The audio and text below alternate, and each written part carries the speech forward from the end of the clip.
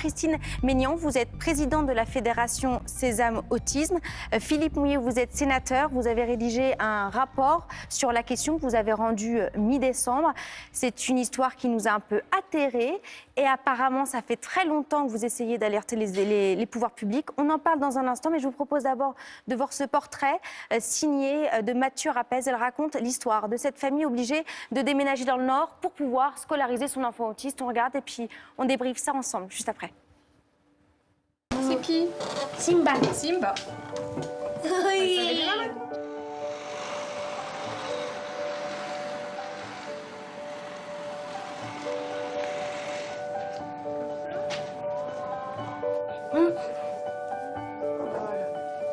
Regarde ce que tu fais. Regarde.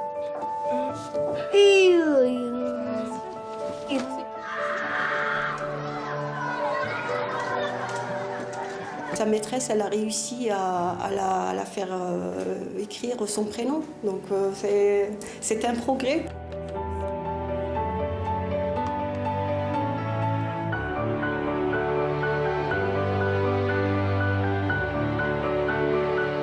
Il n'y a pas des classes spécialement rien qu'avec des enfants autistes.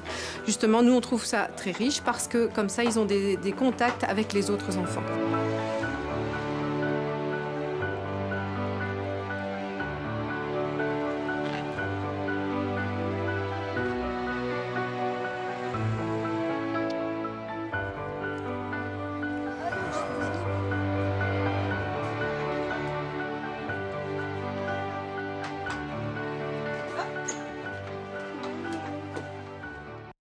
Christine Maignan, ainsi, si on regarde les chiffres en Ile-de-France, c'est un enfant sur trois, un enfant autiste sur trois obligé d'aller en Belgique pour être scolarisé.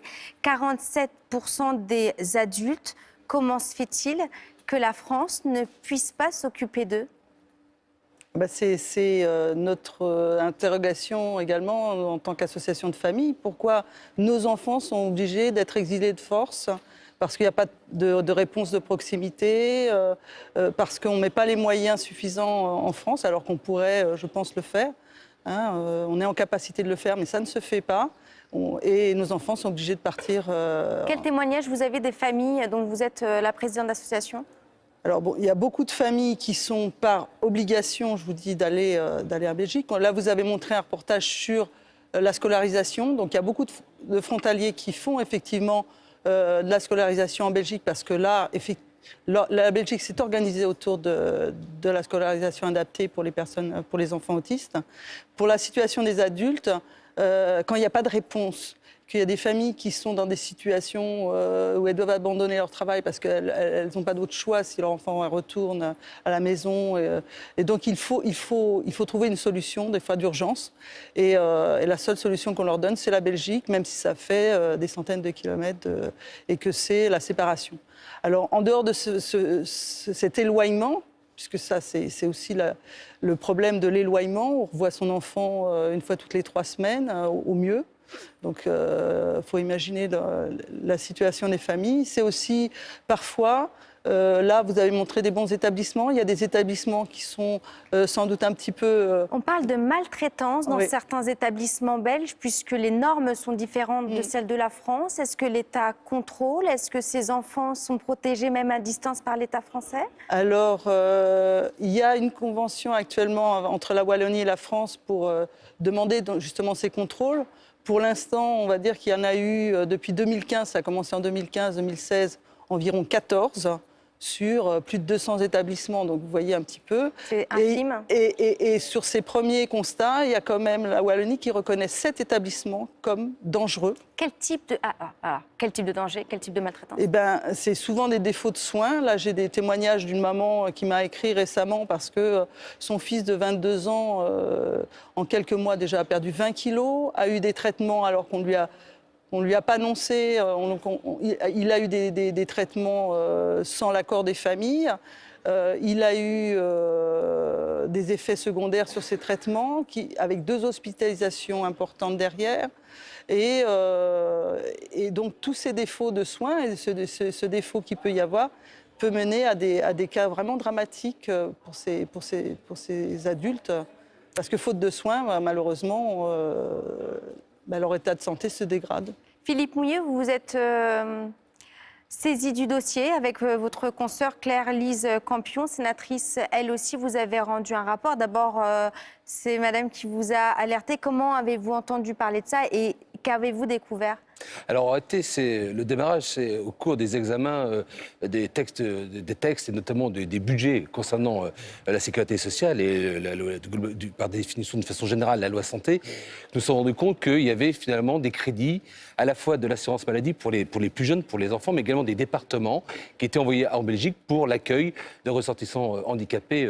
400 millions d'euros par an. 400 millions d'euros. Hein. Donc, c'est bien deux financements, l'État et les départements. Et donc, à partir de là, la Commission des affaires sociales du Sénat s'est saisie du sujet et nous a mandaté pour regarder un petit peu cette situation. Alors, c'est vrai qu'un certain nombre d'associations de parents avaient déjà alerté sur ce fait, mais donc on a souhaité justement aller plus loin et donc rentrer dans une démarche à la fois d'observation. Nous avons fait des déplacements, que ce soit aussi dans les départements frontaliers de la Belgique. Nous avons vu des établissements, nous avons rencontré les administrations pour avoir un peu une vision de cette situation et puis pour pouvoir mettre sur la table finalement cette problématique de façon à ce que l'ensemble des politiques se saisissent. Voilà.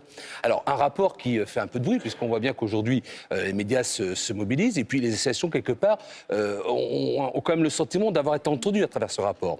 Mais ce qu'il faut 20 ans qu'elles le réclament. Mais ce qu'il faut surtout aujourd'hui, c'est à travers des préconisations, c'est de se dire qu'est-ce qu'on fait pour l'avenir. Alors d'abord, on a une première situation, c'est comment est-ce qu'on fait pour garantir que les Français accueillis en Belgique soient bien traités. Et je crois que l'accord franco-wallon qui a été mis en place en 2011, puis relancé en 2014-2015, est un outil. Il faut que les départements se mobilisent pour que de façon générale, on puisse sécuriser, je dirais, l'accueil de nos ressortissants. Déjà, c'est encore juste un vœu.